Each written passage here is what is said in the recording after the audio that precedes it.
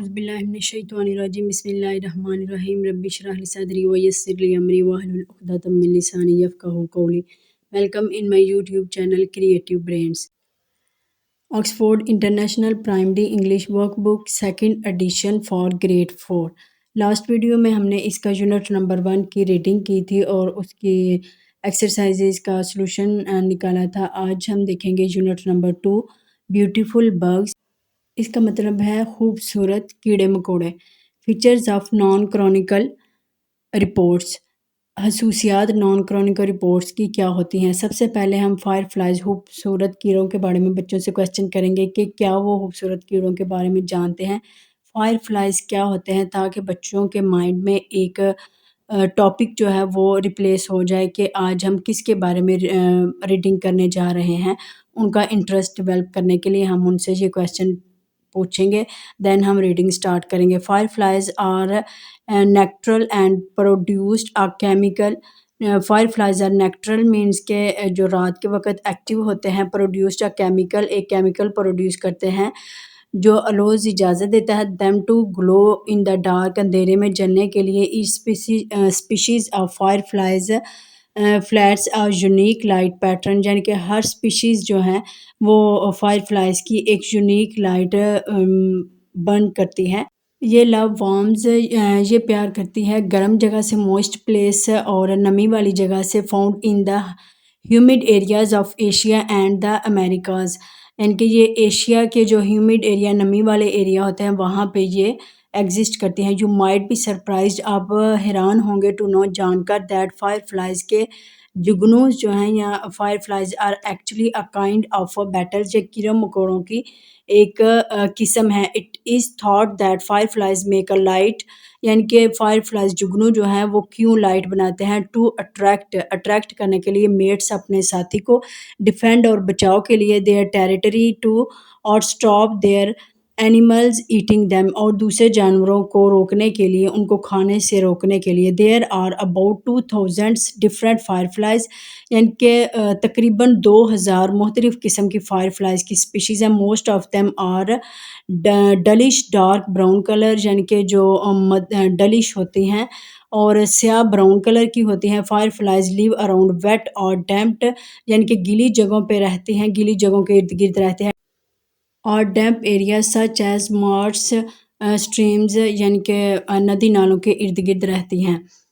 Writing glossary में क्या है, नॉन फिक्शन कंप्रीहेंशन में हम देखेंगे राइटिंग ग्लॉसरी। ग्लॉसरी में हम क्या देखते हैं, वर्ड्स मीनिंग देखते हैं, मुश्किल अल्फाज के मीनिंग्स को। Use a dictionary to create your own glossary, match the words to bold to their meaning below, यानी कि पीछे हमने जो एक्सट्रैक्ट रीड किया है उसमें बोल्ड में ये वर्ड्स जो हैं ये मेंशन हैं, इनके मीनिंग्स के सामने आपने इनको राइट कर देना है। फॉर एग्जांपल हम देखेंगे नेक्ट्रल मीन्स है एक्टिव एट नाइट टाइम, जो रात के वक्त एक्टिव होते हैं। मॉइस्ट होता है स्लाइटली वेट, ह्यूमिड होती है वार्म एंड डम्प, यानी कि गर्म और दलदली जगह।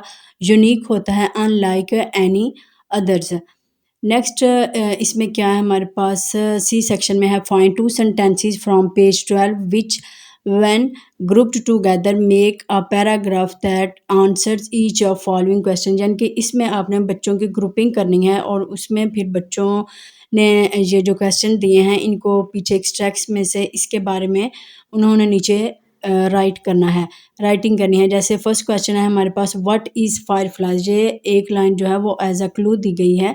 You might be surprise to know that fireflies are actually a kind of beetle, fireflies are nocturnal and produced a chemical that allows them to glow in the dark. Next question है हमारे पास है, where do you find fireflies, you can find fireflies around wet और damp areas such as marsh, lakes और streams. Why do fireflies light up? Fireflies light up to attract mates, defend their territory or stop other animals eating them. Next हमारे पास ये हमने तीनों question जो हैं ये बच्चों ने ग्रुपिंग में इनको सॉल्व करना है। Non fiction spelling alphabetical order, यहाँ पे हमारे सेक्शन ए में दिया गया है, put the following groups of adverbs in alphabetical orders, यानी कि अल्फ़ाबेटिकल ऑर्डर्स में वर्ड्स के आपने उनको अल्फ़ाबेटिकली लिखने हैं। जो यहाँ पे बच्चों को ये गेम दीजिए कि बच्चे जो हैं इनको अल्फ़ाबेटिकली राइट करें। ये 4 ऑप्शंस हैं हमारे पास, उसमें डिफरेंट वर्ड्स हैं, एडवर्ब्स हैं जिनको इन्होंने अल्फ़ाबेटिकली ऑर्डर्स में लिखना है। जैसे अर्ली है, क्वाइटली है, वास्टली है और फिर वार्मली। और नेक्स्ट हमारे पास है ज़ीलियसली, फिर कैजुअली, चीयरफुली और फिर चैरिटी है, कोल्डली है, फिर उसके बाद क्रूशियसली है। नेक्स्ट हमारे पास इसमें है shyly, slowly, smoothly, softly and strictly. इसी तरह से ही इसका 4 जो है इसको भी सॉल्व करना है। Put the following words in the alphabetic order. Blocks में जो हमें वर्ड्स दिए गए हैं इसको हमने अल्फ़ाबेटिकली ऑर्डर में लिखना है। मैंने ऊपर नंबर भी मेंशन कर दिए हैं। बच्चों को बोलिए कि इनको अल्फ़ाबेटिकली ऑर्डर, जैसे हमने ए सेक्शन को सॉल्व किया है इसी तरह से बी को अल्फ़ाबेटिकली ऑर्डर में लिखेंगे। देन सी में जो है वो मीनिंग्स दिए गए हैं, जिस तरह से इनको हम अल्फ़ाबेटिकली ऑर्डर में करेंगे। 1 में 1, इसी तरह से ये नीचे इनके मीनिंग्स दिए गए हैं। 1 के सामने 1 को मेंशन करेंगे, 2 के सामने 2 को, विदाउट डिक्शनरी जो है ये सॉल्व हो जाएगा। नेक्स्ट हमारे पास है पंक्चुएशन। पंक्चुएशन में क्या है, complete this definition by using the words in the cloud. जैसे टू सेपरेट है, फुल स्टॉप है, स्ट्रॉन्ग फीलिंग्स है, a pause and the end. J clouds में जो दिए गए हैं इनको ब्लैंक्स में लिखना है, सूटेबल ब्लैंक्स में। A full stop is use to mark the end of the sentence. Second में है question marks take place of a full stop when the sentence is a question, and exclamation marks is used to show strongly feelings. A comma is used to mark a pause in a sentence or to separate a list. B section में क्या है, add commas where necessary in the following sentences. अब हमने commas को add करना है। Comma को हमने देखा था जब एक से ज़्यादा वर्ड्स हों, चीज़ों के नाम हों या फिर एनिमल नेम्स हों, थिंग्स हो, सिटी नेम्स हो, वहाँ पे हमने कॉमा यूज़ करना है उनको सेपरेट करने के लिए, या फिर एक से ज़्यादा क्लॉजेज हों, टॉपिक्स पे बात हो रही हो, उनमें हमने उनको सेपरेट करने के लिए उसमें यूज़ करेंगे। फर्स्ट में हमने करना है हेड के बाद, थॉरेक्स के बाद और फिर एब्डोमेन के बाद। नेक्स्ट में हमारे पास है ऑल्दो के बाद आता है, फिर इट वाज लेट के बाद है। 3 में हमारे पास लेट के बाद यूज़ करेंगे, फिर नेक्स्ट 4 में हम डिफरेंट के बाद यूज़ करेंगे। यहाँ पे क्लॉज एक कंप्लीट है, देन सेकंड क्लॉज जो है वो स्टार्ट हो रहा है। Recorded the words to make clear sentences, add either a question marks और एन एक्सक्लेमेशन मार्क्स। यहाँ पे एक्टिविटी है जो हम बच्चों को चेक करेंगे कि जो हमने ऊपर पढ़ा क्या बच्चों ने उसको अटेंटिवली पिक किया है या नहीं किया। ये फर्स्ट में हमारे पास फुल स्टॉप आएगा, इस सेंटेंस को हमने रीराइट करना है, यानी कि अरेंज करना है, ये डिसऑर्डर्ड में है, ऑर्डर में। नेक्स्ट में भी फुल स्टॉप है। थर्ड में हमारे पास एक्सक्लेमेशन मार्क है और लास्ट वाले में क्वेश्चन मार्क्स है। अब हमारे पास है non fiction vocabulary, grammars and spelling. सबसे पहले हम स्पेलिंग की बच्चों को प्रैक्टिस करवाएंगे। Vocabulary, grammar and spelling. Complete the words by adding the missing letters and then match them to the correct pictures. यहाँ पे हमने जो मिसिंग लेटर्स हैं वो हमने वर्ड्स के अंदर पहले राइट करने हैं, देन फिर हमने उनकी पिक्चर्स के साथ उनको मैच कर देना है। जैसे बी को हमने मैच कर दिया, और बैटल्स है, स्पाइडर है और मोथ है, आंट है। वास्प यहाँ पे नहीं, पिक्चर उसकी नहीं दी गई इसलिए ये एक्स्ट्रा है यहाँ पे वर्ड। बी सेक्शन में हमारे पास क्या है, find and circle the prefixes और सुफिक्सेस इन द फॉलोइंग वर्ड। सबसे पहले बच्चों को प्रीफिक्सेस और सुफिक्सेस का बताएंगे कि बच्चों ये क्या होते हैं। प्री मीन होता है पहले, यानी कि ऐसा वर्ड जिसके पहले हम कुछ एडिशन करते हैं या कुछ अल्फ़ाबेटिक की एडिशन करते हैं जो वर्ड्स के मीनिंग को चेंज कर देता है। सुफिक्सेस में क्या होता है, एट द एंड हम कुछ वर्ड्स ऐड करते हैं जो वर्ड्स के मीनिंग को चेंज कर देता है। ब्लॉक में हमें कुछ वर्ड्स दिए गए हैं जिनको हमने एज अ ऑर्डर हमने प्रीफिक्सेस में इनको हमने सेपरेट करना है, प्रीफिक्सेस को और सुफिक्सेस को भी हम सेपरेट करेंगे ताकि बच्चों को देख सके क्या उन्होंने पिक किया है कि प्रीफिक्सेस क्या होते हैं, सुफिक्सेस, और टू उसमें एडिशनल ऐड करने हैं। यानी कि वो खुद से बच्चों को बोलें कि वो अब ब्रेनस्टॉर्मिंग से करें या फिर वो डिक्शनरी की हेल्प से, बुक की हेल्प से पीछे एक टेक्स्ट में से देख लें, उससे हेल्प ले लें, कुछ क्लूज दें उनको ताकि बच्चे इसको लिख सकें। सी सेक्शन में हमारे पास क्या है, इसमें से हम अब 3 वर्ड्स लेंगे जो हम जिस पे हम सेंटेंसेस में बनाएँगे, जैसे आई डिसलाइक हॉकी। यहाँ पे हम कुछ ले सकते हैं, वेजिटेबल भी ले सकते हैं। नेक्स्ट सेंटेंस फिर अकॉर्डिंग टू फर्स्ट सेंटेंस क्या हो जाएगा, how my oh my goodness, मेरी अच्छाई है, आई कांट डिस्क्राइब द फ्लेवर, कि मैं इसका फ्लेवर जो है वो डिस्क्राइब नहीं कर सकता। Both friends had happy childhood, दोनों फ्रेंड्स का जो था वो बचपन खुश गुज़रा या अच्छी तरह से गुज़रा, उन्होंने गुज़ारा है। और यहाँ पे अगर हम हॉकी गेम को यूज़ करेंगे तो देन हम नीचे जो है डिस्क्राइबिंग वर्ड्स जो है वो भी इसी तरह का ही चूज़ करेंगे। जैसे for example, oh my goodness, I can't describe the this boring game, या फिर this boring activity, this boring play. Next है हमारे पास एडवर्ब्स हैं। See how many adverbs you can find hidden in the grid below, there are 24 altogether. The first letter of each one is written. First letter जो है वो as a clue दिया गया है कि हर वर्ड का first letter जो है वो एज अ क्लू दिया गया है। अब जो ऊपर दिए गए हैं ये बहुत मज़े की गेम है। मैंने जब सॉल्व की थी मुझे बहुत मज़ा आया था, बट फिर भी मुझे यहाँ से ये देखिएगा थर्ड लाइन में यू जो है इसका मुझे नहीं मिला। इसका मुझे आपने कमेंट सेक्शन में ढूँढ के बताना है कि ये क्या है, ताकि मुझे भी पता चल सके कि मैंने नहीं ढूँढा। ये आपके लिए टास्क होगा कि आप मुझे ये बता देंगे कि मैम इसमें ये आता है यू में। अब देखते हैं कि आप लोगों को भी मिलता है कि आप लोग भी मेरी तरह सिर्फ़ दिमाग पाई ब्रेनस्टॉर्मिंग कर के थक जाते हैं। ये देखिए हमने इस सारे वर्ड्स यहाँ पे लिख भी दिए हैं, ऊपर मैंने मेंशन भी कर दिए हैं, अंडरलाइन सारे उनके ब्लॉक्स में मेंशन कर दिए हैं।